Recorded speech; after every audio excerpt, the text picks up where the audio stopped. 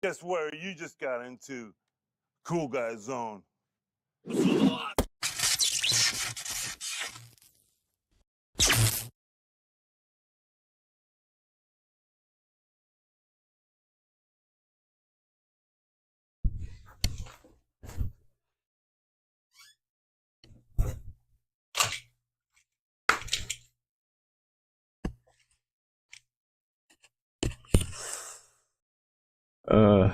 Don't ask me how I decided on this project. I just did. Uh, I know it's cursed, but it's gonna be fun.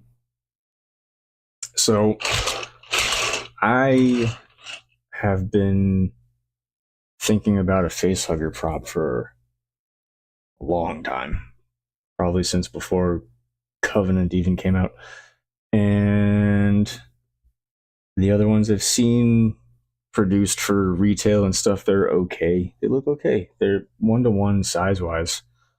But because they're mass produced, there's not a whole lot of detail, and the wiring for the armature and stuff, it's just flimsy, and I don't know. I want to make a more robust one. I want to make a more detailed one. I want to make a more posable one. So a lot of articulation without visible joints. And I want it to crawl a little bit. I want a little bit of animation. I can't have just a static prop. There's always got to be something that's got to open and close or move or light up or make noise or something. So that's what's going to happen. I decided on this because almost all of the work is done already. It's just a modification job with a twist, because there's also going to be more, but we'll get into that when I start. We might not even crack that open today. Oh, I should have started on this one. Sorry. Anywho, the first thing to do when making a prop is to decide how big do you want it. Do you want it 1-to-1? Do you want it a quarter, 12th, 6th, whatever? Do you want it to be the same size as it is in the universe it is from? 9 times out of 10, that is what I want. I like scaling up to life size. I don't think I've scaled anything down yet. That's a lie. A T-Rex skull, I did scale down. When it comes to scaling this particular prop as far as length and width and how high it can sit on its tail, I'm getting conflicting reports, right? There are some sources of lore that say the facehugger, the general consensus is that it's 4+ feet long. I haven't determined whether that's from the 2 forward-facing legs to the tail or just to the knobby, weird, what should be a face part to the tip of the tail. So we got to figure that out. And then I need to find a point of reference to scale an image to the size that I want it to be, which is going to be the 1-to-1. So once I pick a size, then you get to pick a reference photo. So that's what we're going to do. We're going to do that in real time. The description, I think I did say I'm going to do 99.9% of this build live. First things first. See if I can find it. I took a screenshot of the different sources. One of them is from, I think, a fan wiki, but I mean, those guys are so involved that I don't know how whatever they say can't be canon. The early steps of making a prop are some of my favorite because you really get to figure out the dimensions of what you're going to make, and then those are the dimensions that's going to carry, hopefully you don't have to alter them, that's going to carry you all the way through to the end of the project. I did do a little bit of homework just so I wasn't coming into this completely blind. I mean, I've been staring at this baby toy. When did I start posting? Like 3 weeks ago. So I've had nothing better to do in the meantime while I gather materials and get an idea of what I'm going to do. Xenopedia. That was it. I knew it was something along those lines. Okay. According to Xenopedia, the... Get out of here, Ed. The xenomorph facehugger from the first movie, 1979, is 4'11" or 150 centimeters. I'm going to let y'all know right now, I am going to be doing this entire build in metric.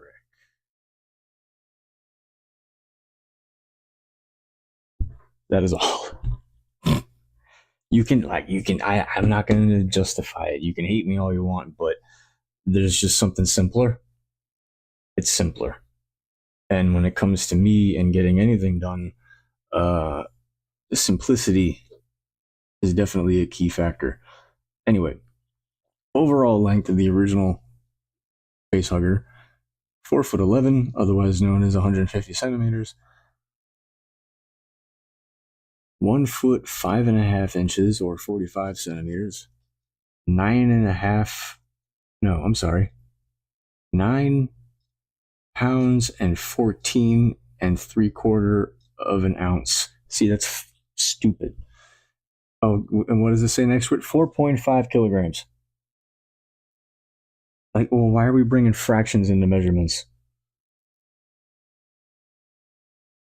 I mean, I know why, but there's just something impractical about this particular application. And color beige anyway. So this one says it's only 1.5 feet wide, approximately, right? And then we go on, what the hell is this? Dimensions.com. Facehugger is the second life stage of a xenomorph, an extraterrestrial creature that finds its way onto the ship Nostromo. Facehugger evolves from an ovomorph chestburster, an upright height of 2 foot 9 inches, otherwise 83.8 centimeters. Overall length of 4'11", right? So that seems to be the general consensus. But then an open width of 2'4", 71.1 centimeters. So what we're gonna do when we have something like this is you no longer need to really scale it to either one. What you really want to worry about is whether or not it's going to fit you, if it's something you can apply to your cosplay, costume, mask, whatever. In this case, I do intend on making 2 of these at the same time because they're both going to have similar methods. It shouldn't be that hard. I'm going to have a pattern and all that stuff. One of them is going to go on our little crabby friend here, sorry. And the other one is going to go up on my face as a Halloween mask. My noggin, hold on. My bald noggin. These Taylor flat rulers are the best. Oh, was I way off? 57? No. This sucker wants me to make it an extra 20 or so centimeters around my head. So what was this one? This one is supposed to be 71.1 centimeters. So that triangle there that I'm making with the tape, that is the excess material. So that space represents the body and the thickness of the body and the thickness of the legs.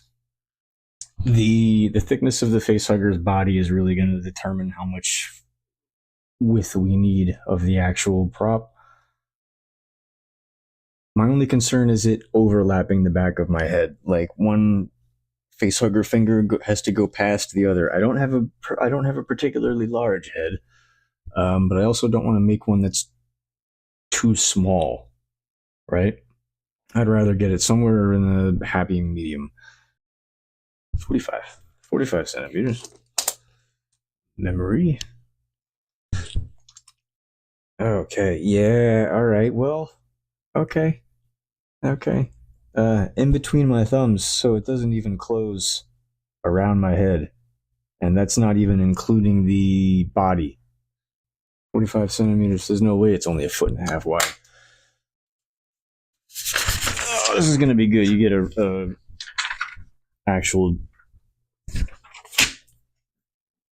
in real-time demonstration of my terrible math skills. No, I'm not good at math, but when it comes to this stuff, at least I'm focused enough to pull it off. All right, so the smallest dimensions we found are going to be... Oh no, let's start with the larger one. The larger version, according to this site, is 71 centimeters in width, right? Which is kind of big. And then length, I think, is pretty common across the board, is 149.8 length. What the hell is a kilometer? They both have their pros and cons. They really do. It's really just a matter of what you're applying them to, empirical or metric. All right, so that's this guy. Now, and that's funny, yeah, they both say 4 foot 11, 150 centimeters and 149.8 centimeters.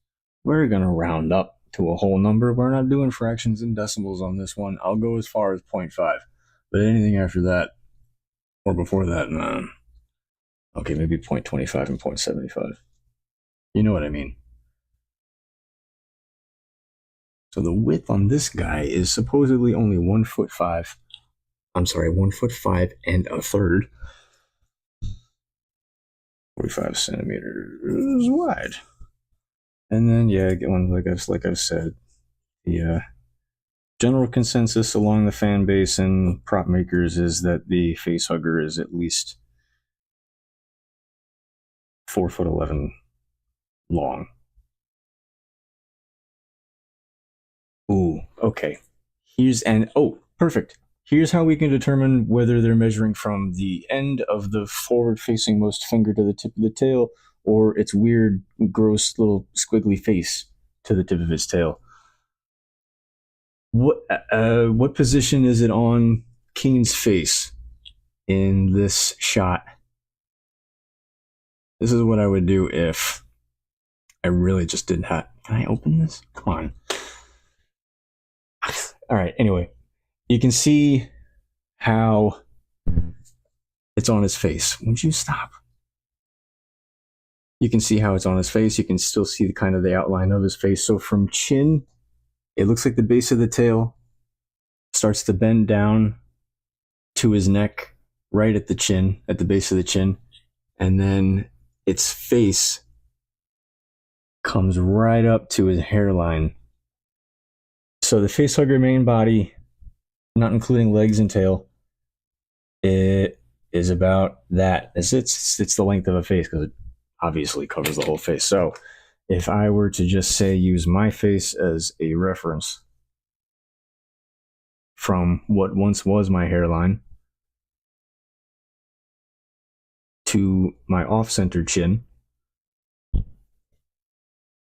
we have 22 centimeters. Moving forward, now that I'm starting to get measurements, I need to get a photo reference that I can use that's nicely spread out. Video game character models are perfect for this because you can T-pose them. If it's like a PC file, you can pull it from the game and you can T-pose it, and then you can just get every single accurate dimension off of it. The problem with figures and 3D models of creatures, their limbs are usually slightly bent. There's some kind of action. There's some kind of lively pose happening. So it's a real pain in the ass to use for any kind of reference. But so we determined that from what once was my hairline to my chin is 22 centimeters, and that's what the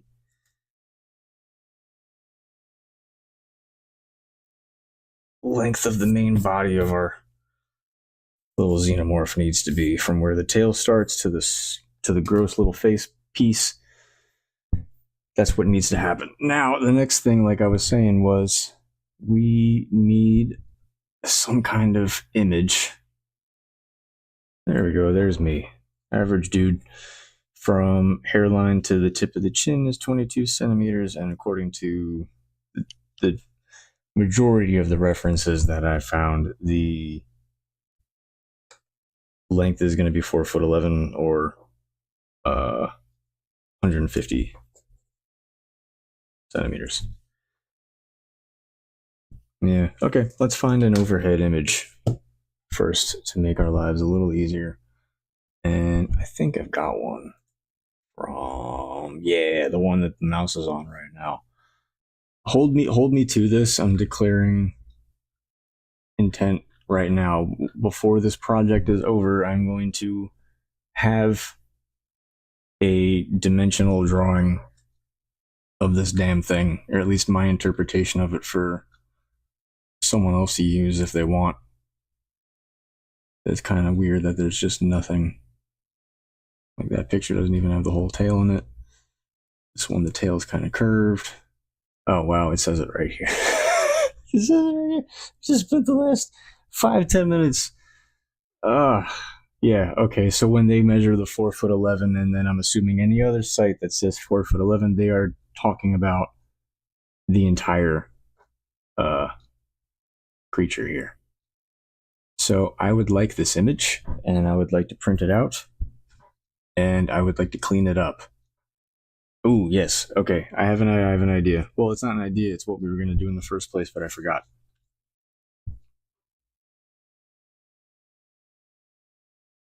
No, before I print this, before I use it for any of my own purposes, I did not make this image, I didn't draw this image. This is from dimensions.com. I don't think it's canon. It links the Xenopedia, Wikipedia, and just the fandom pages, but this is what I'm using. I didn't come up with these dimensions. These dimensions are from websites and lore and fellow nerds. So, just disclaimer. So now that I've taken a screenshot of an image, so I'm going to use this one because it has the measurements on it already. We're going to bring it into just the basic image editor. And just to make it simpler on the program that we're going to use to scale this, we're going to crop it to just what we want to focus on, which is this guy.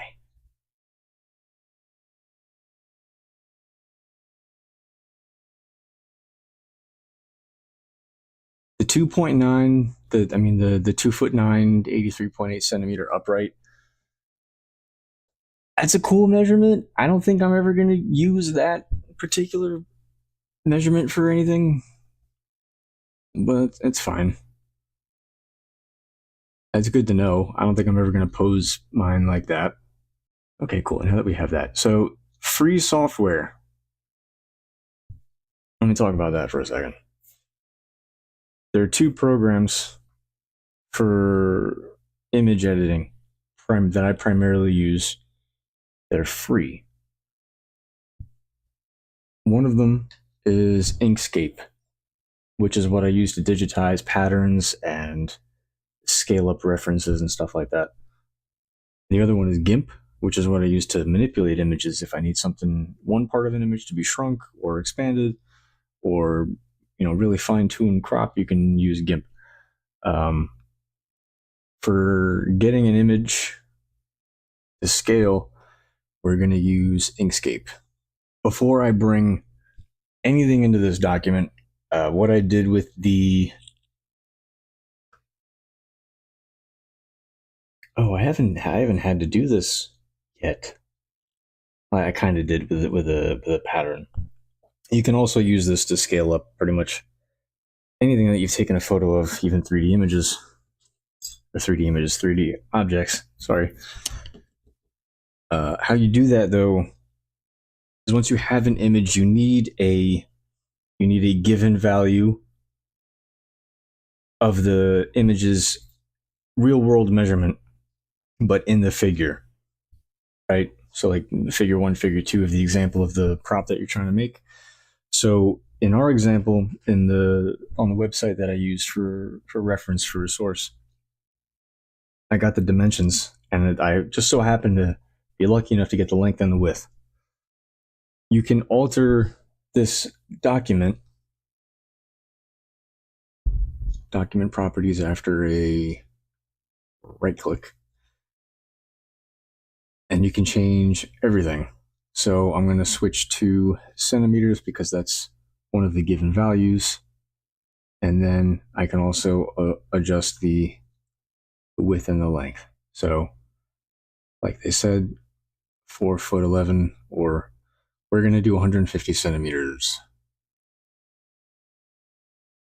Dimensions. So I'm going with the 71 centimeter because I'd rather it be too big than too small, I guess. Yeah, I would. I'm gonna sign off on that one. Yeah. Okay. So now that I've set document properties, this is the block that it gave us to work with. You can hold control in this to zoom in and out with the wheel on the mouse while you're holding control. You can click in the wheel of the mouse and hold it to move the whole document around. I don't know if you can drag and drop on this, but I would really like to try. That'd be awesome if you could.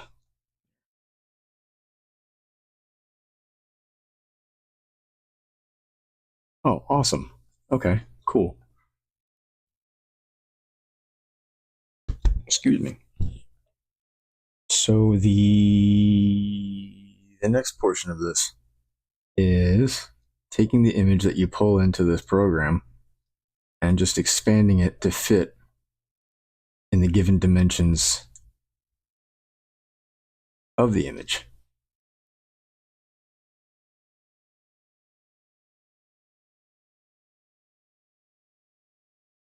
And you can stretch it. So because this image, I guess, already has alpha channel, you don't need to change its transparency to see through it in order to make sure you're lining it up with the document correctly.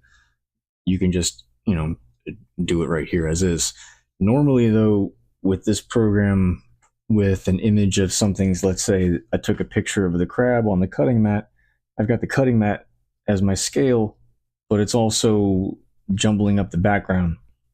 I definitely can't see this block through all that, so you have to add it as a layer, and then add a layer on top of that, and change the transparency of the image underneath it, so that you can see through to the picture of your 3D object. I'll probably end up having to do that process when we get to making specific parts for this. So this is the edge of my document. This is the edge of the image, and this is the edge of the document.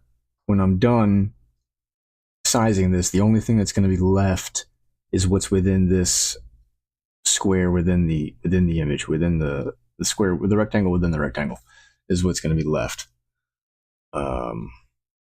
After I make an outline. I'm going to end up making an outline over this anyway. But for now, I'm going to print this image and alter it how I would like it to be. But let's make sure it's exactly what we say it is. Okay, so the creature here has filled up every dimension that we can. And that is going to be the basis of the build right there. Kinda weird. I'm going to print this image out, but we're totally going to clean it up. Like almost like on display for a science class or something. I'm also curious how well it'll print. The other awesome thing about this, about Inkscape, is that you can save your stuff as SVG, PNG, JPEG, PDF, which is what we're going to do. It's easier to scale up PDFs. Let's just do ref.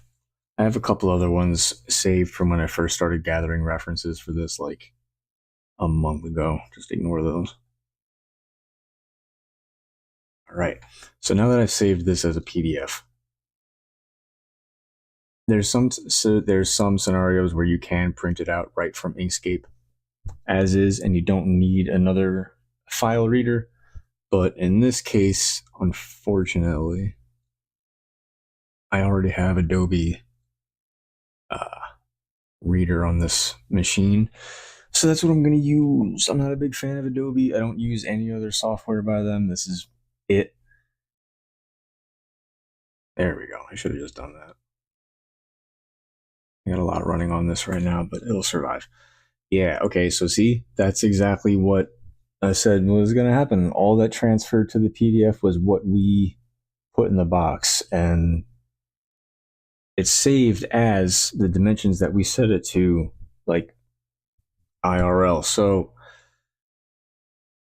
the reason I have Adobe Acrobat is because the standard UI that comes with the printer and that comes with Windows just doesn't let you scale the image correctly. It doesn't let you print the image on multiple pages, and for whatever reason, the machine just can't translate what you want it to do. Well, I've had to use two different things in the past to it's a mess when you don't use this.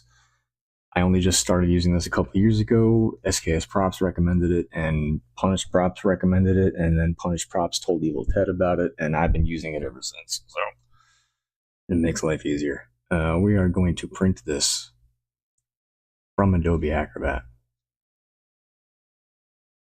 This is totally free. I don't pay for this. It's just the PDF reader and printer. You can't edit on it. It's just for images. Okay, so see how it's laid out, 68 by 33 inches. This is how many pieces of paper. Oh no.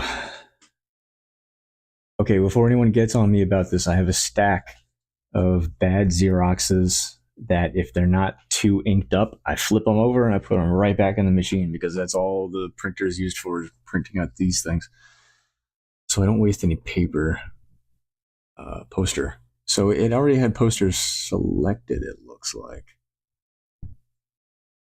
But you want to click it, have it set to poster. Portrait's fine. I don't think that matters, actually. 0.005 overlap. Every time I take the overlap out, it still puts it in, and I end up having to crop every page. Does anyone know how to not have that? That's the thing. So here, look, all right. Just so it's documented, I don't want any overlap. And I've told the software I don't want any overlap. Right? So now we're going to print.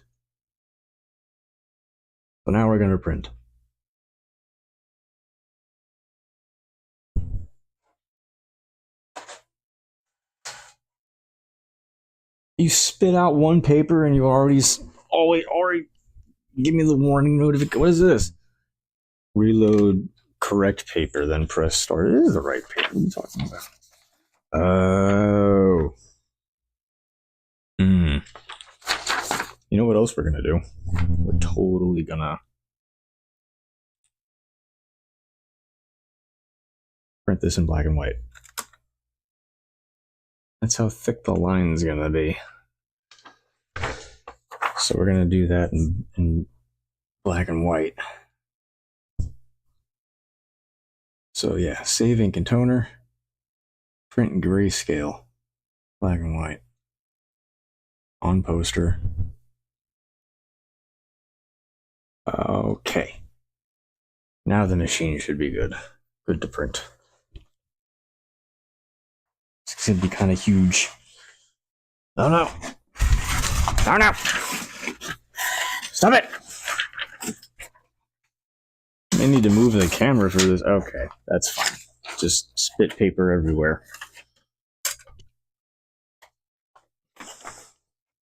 While the printer's being put through the ringer, pumping out our Facehugger outline, which I'm grateful that I didn't have to do myself. I thought I was gonna have to. I'm probably still gonna end up making one myself, but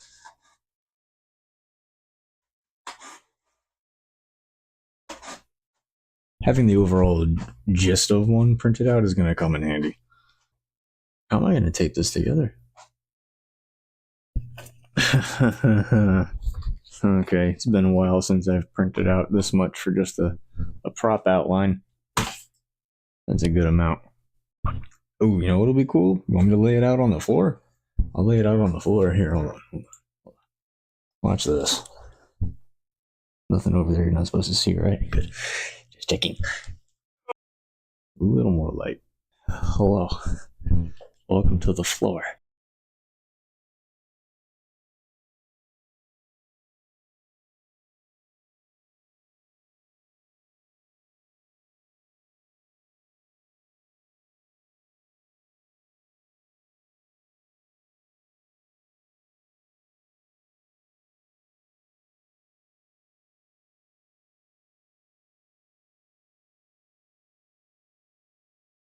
Oh no. This thing's freaking. I don't know if this scaled right. Not gonna lie. I don't know about it, guys. There's no way this is right. Right? No.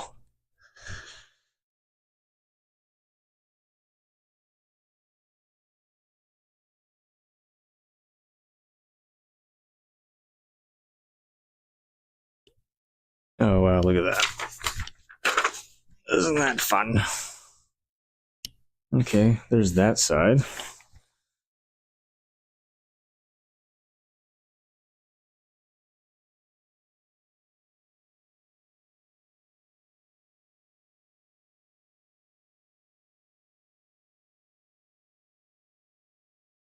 There's no way I scaled that right.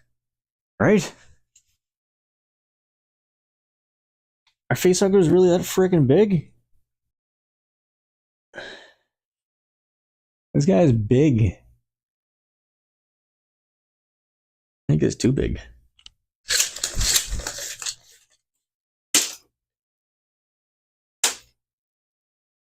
We are looking at, from the tip of that fingy. Okay, you know what? No, I'll give you the benefit. To the tip of the most extended fingy to... See, this is why I didn't want to use this one, because the tail's curved, the finger's kind of curved out to the side a little. But because we got separate pieces of paper, what I can do is I can just turn that sucker just like that, and boom, look at that, tail straight. From the tip of that, we are looking at 5 foot. Oof. Over the mark. It's about 1, 2, 3, about 4 inches longer than it's supposed to. You don't always get this on the first try.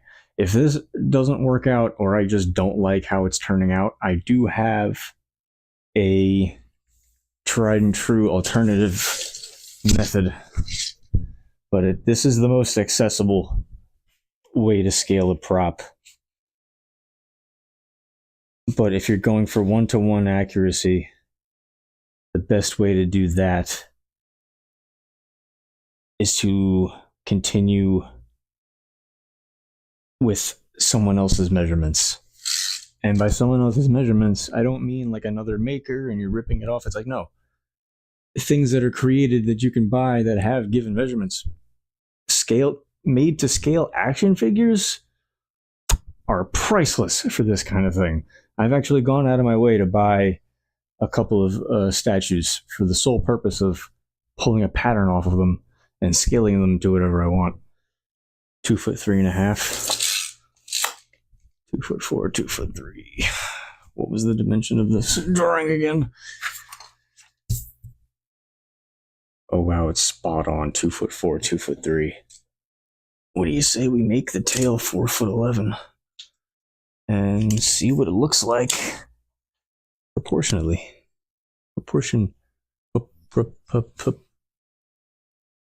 Proportionally. Can you see me? I can see you. We are at, from the tip of that outstretched most arm, finger, arm to the correct, straightened out tail. This is a good start. I'm not gonna put you through the torment of watching me tape it all together and trim every page, trim the overlap off of every page, which I will do, and tape it all together maybe in another stream. That was a fun trip to the floor. That worked out, kinda. It's a good start. I would say it's a really good start. That's how you would get a basic outline of pretty much anything. But what if you can't find a reference image, but you do have something else? Oh, what do I have here? Little baby, little mini scale facehugger. I don't know what scale this is. 1/12? 1/12. I'm gonna say it's 1/12. I need another piece of paper. So if you can't find an image online, or at least a nice flattened out, sprawled out, practically T-pose image of what you want to make on the internet, what you can do is you can buy a awesome, super legit, definitely not knockoff alien action figure off of eBay. And some of them even come with this cute little facehugger, which is exactly what I got, which is exactly what we're going to use. This knockoff sucks. Shocker, I know. I have another one. I have another one. I have this one. I have a thing when I get into a hyperfocus, especially when it's about a new prop, I will buy more merchandise than I rightfully and financially responsibly should. And this wasn't expensive. I'm not crazy. I don't buy like collector's action figures and stuff, but occasionally I do buy a really nice one, but it's for the purpose of doing something like this. This scale facehugger, I think, is from the NECA 1/12 Big Chap. And I did get one. I can't speak for its authenticity, but I got one. So, to reiterate, if you can't find a 2D image to make an outline from, or to get dimensions from, to scale up, the next best thing you can do is find a physical maquette. Maquette? How do you? I don't know. This one's legs were kind of messed up, so I got them all stilted. Stilt? No, splint. I got them all splinted in an attempt to get the fingies and stuff to like lay straight. And then before I take the tape off, I'm just going to hit it with a hairdryer and then let it cool. And hopefully the fingers and the tail cool down and stay in that position. So I got this one, and I don't like it because it's all fingers are all curled in like it's dead. Okay, so the only two measurements I really for sure wanted to get from the maquette was the length and the width. I can worry about the body thickness at a later time, but I really just wanted width, length. So starting at his, lining up with his head and the base of one of his feet. Let's get some dimensions. This is the one that came with Big Chap, which is the one that I want to replicate anyway from the first Alien movie, 1979. I'm going to put a pin in this. Out of curiosity, though, since I do have a maquette of the facehugger, I just want to get a overall fingy thickness.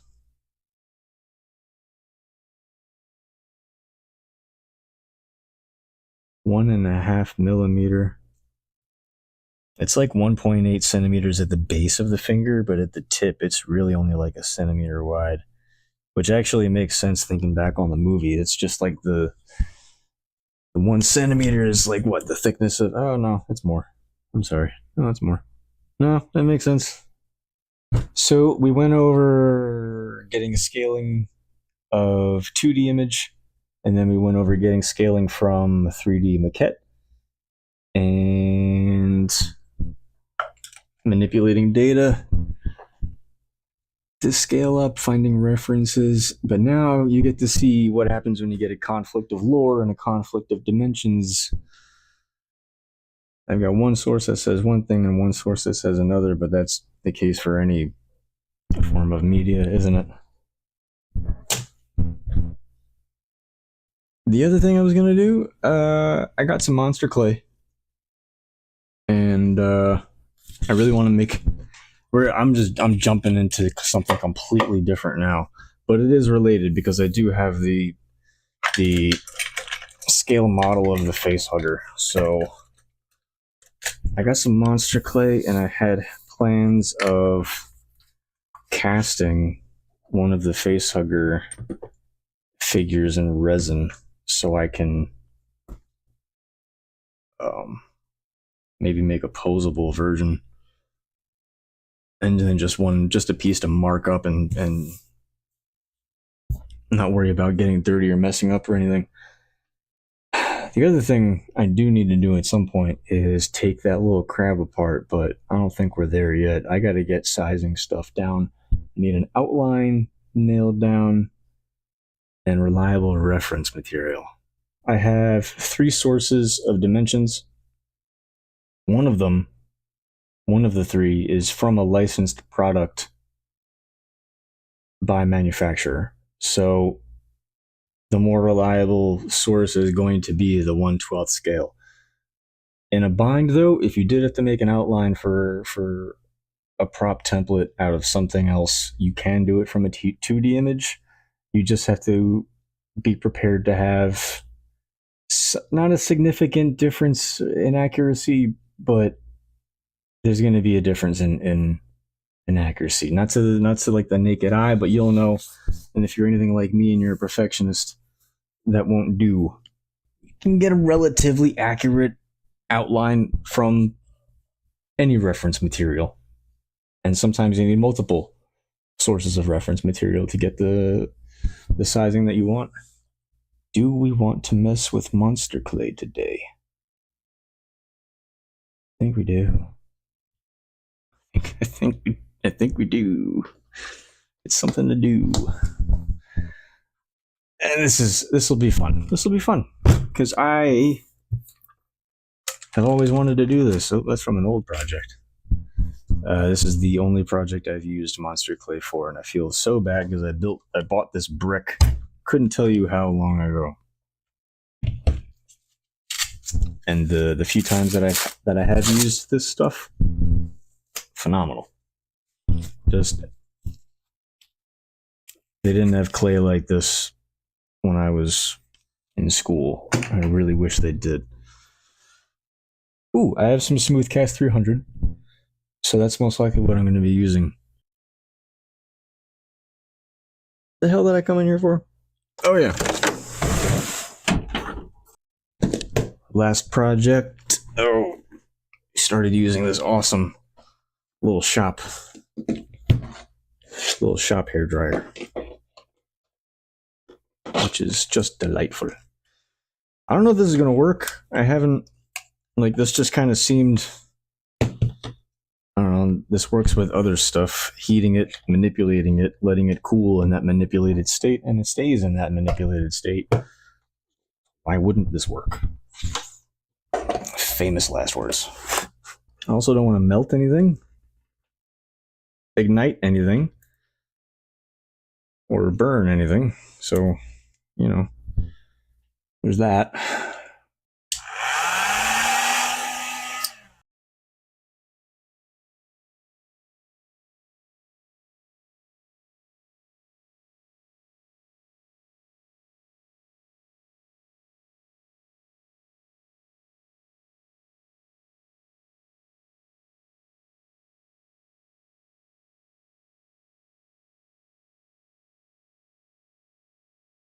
That's pretty warm. That's pretty warm. This has got to be like vinyl or PVC. No, Figma uses PVC and ABS. NECA, I think, just uses ABS. I could be wrong. Doesn't matter. Anyway, I'm going to let this cool for a little bit. And while that's going to... I'm going to try and lay that flat, actually. I know the toy is based on a creature that does not splay flat like that, but that's what I need our Facehugger to do. And then once I'm done, I'll reheat him up and I'll put him back in his creepy crawly position. But in the meantime, while this little guy is cooling down in the position that I want him to, let's warm up some monster clay. Dear God. Here. Here. Here. Oh my God, work smart, not hard. Good Lord.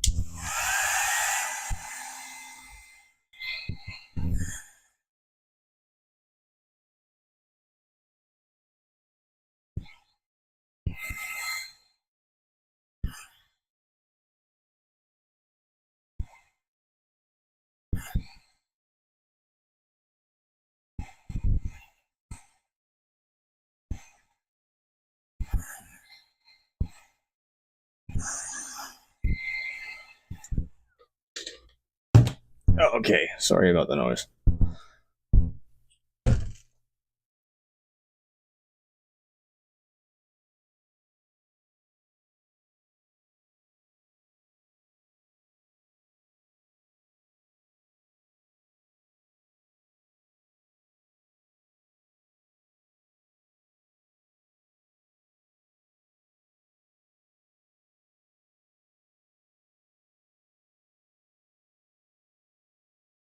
Oh, this is why people use the oven, huh?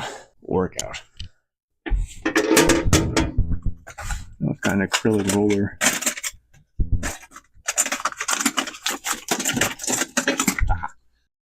I have yet to make a mold. I've yet to cast anything. This is going to be a first. I think that kind of worked. Yeah, his tail was like, I mean, it's still kind of bowing a little bit, but I think that kind of worked. Oh, yeah. Now let's see what the fingers ended up doing. They're a little derpy. But they're flat and separated, which is all I wanted them to do. Oops. And like I said, if I really want to, I can reheat it, remanipulate it, repose it. No problem. Can't you just make the initial mold box all out of monster clay and then just use just use 2 pieces of wood strapped together, sandwiched for the mold clamp after? Just me? I don't know, that always seemed way more practical. Lay my guy flat.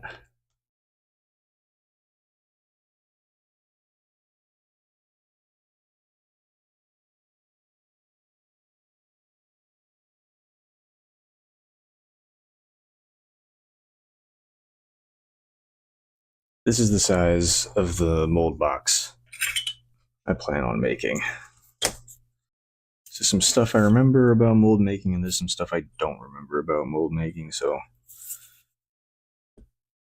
I do remember the rule of thickness outside the model being at least 1/4 inch, right? If I remember that correctly. So that's what the mold box is actually going to look like. So what I'm going to need is some 1/4 inch thick clay slab. Ooh, that rolls out like chocolate. Not that I know what chocolate rolls out like, but I assume it's something smooth like this. I honestly didn't think we'd be using it today. Maybe we'll just get started with it. It'd probably be easier to just bake some to the point of liquid and pouring it into a 1/4 inch tray and then cutting the slabs out. But that's a good idea to implement for next time. And we fit.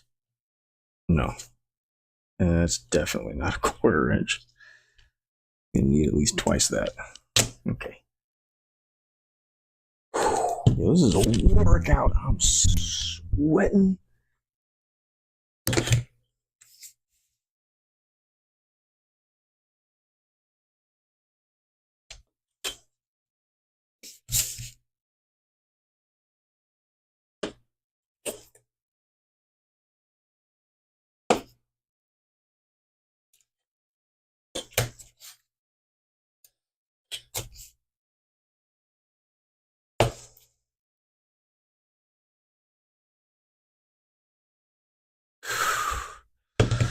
Oh yeah, definitely never doing this again.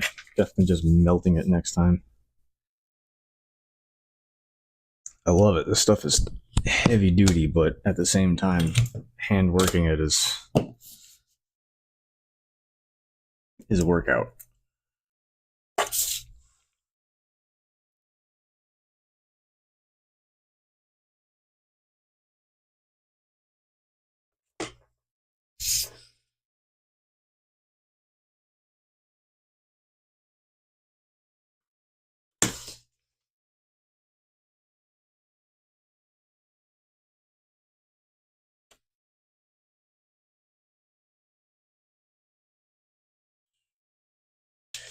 So this guy is going to lay right there like that. I'm going to do that. I'm going to start with his underside.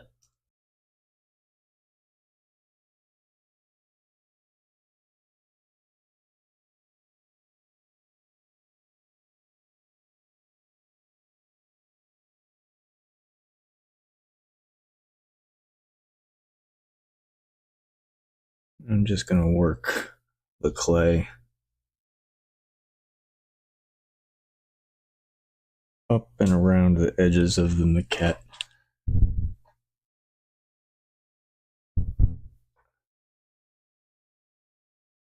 For the fingers, I'm not 100% sure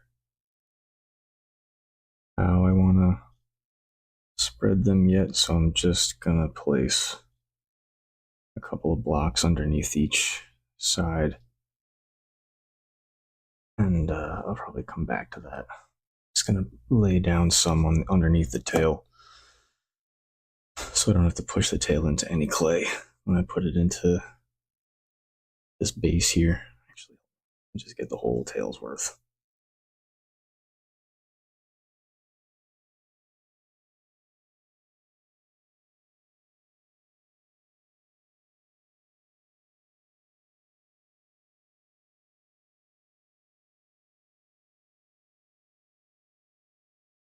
Okay.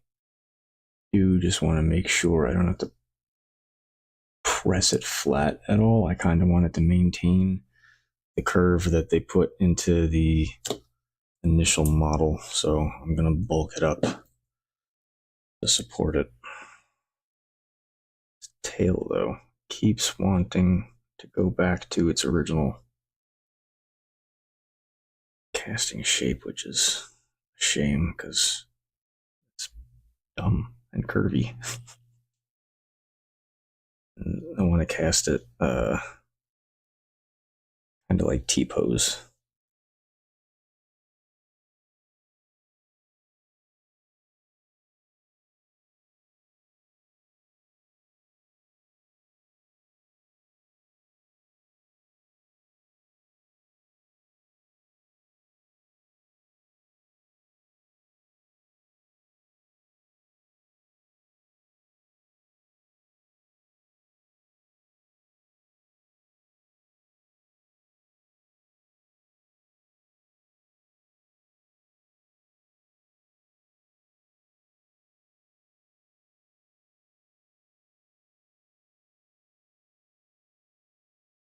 Oh, his tail must have got a little twisted when they cast it.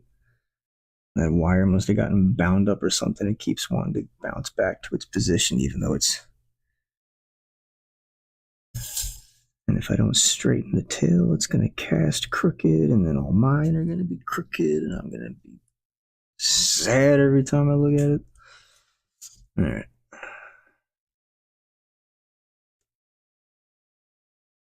I'm going to work on something other than the tail, because that's irritating me.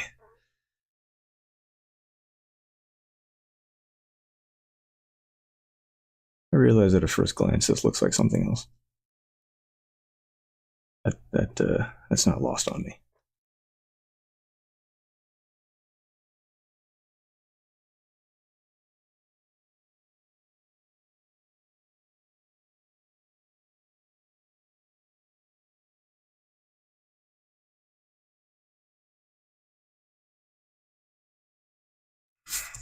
Just got to leave a 1/4 inch of space. I really got to remember that part, and we should be good.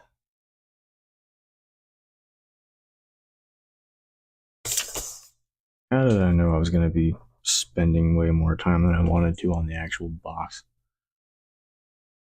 I had a hunch. This is just like peeling up the actual facehugger. God damn, come on. Oh, I can't be mad at it. I'm the one that put the legs down first without smoothing out the clay underneath it.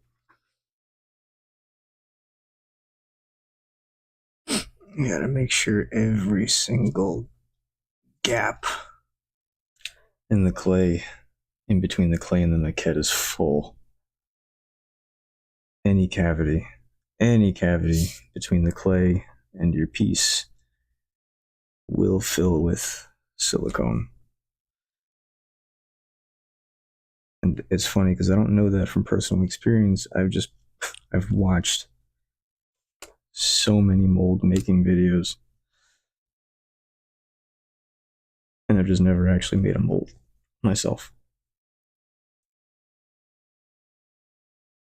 This is not what I thought my first mold would be. Definitely not. But it's pretty cool that it is.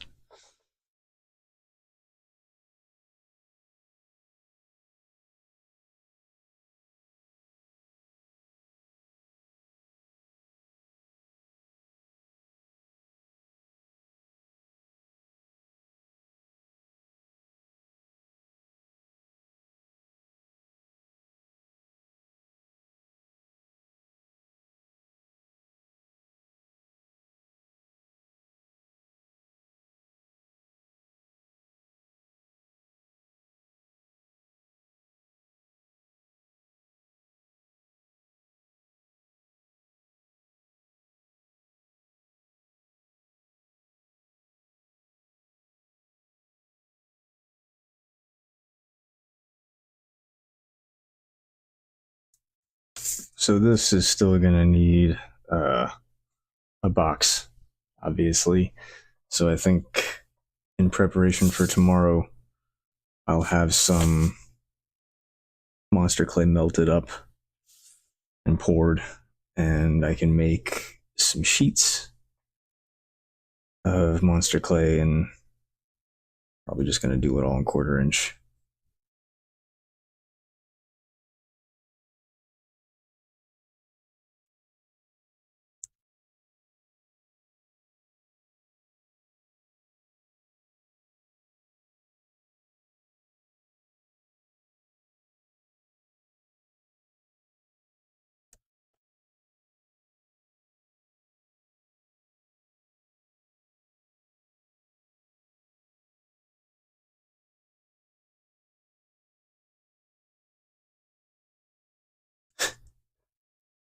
It looks like this guy got petrified in some rock, and I just dug him out of a fossil bed. So the tail's kind of doing this as it goes, and it's not from how I laid it. It's from how I'm convinced this is fake, just because of how shoddy the casting on this is.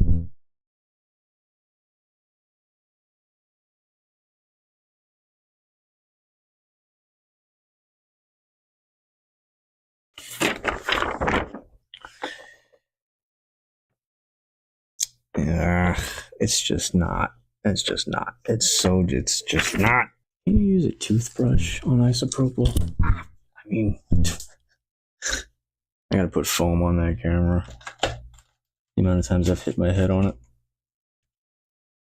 I would like the tail to lay as straight as I can get it, but this when they carved this initial piece to cast it, it's all over the place.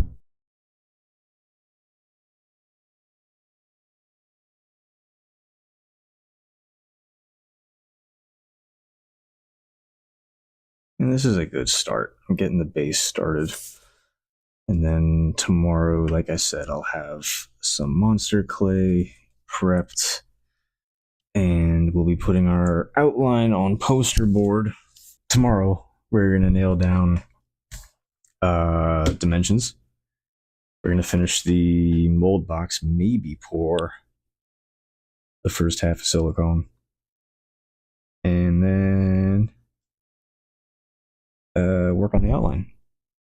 And then we do need to take our little friend here apart and see what is going on inside and how much of this plastic I can lose and what new parts I have to make for this to get it to work the way I want it to. I can tell you right now, excuse me, that these, the span of the legs is not wide enough. So, excuse me, we're gonna have to widen these wheels, or at least widen the gears somehow.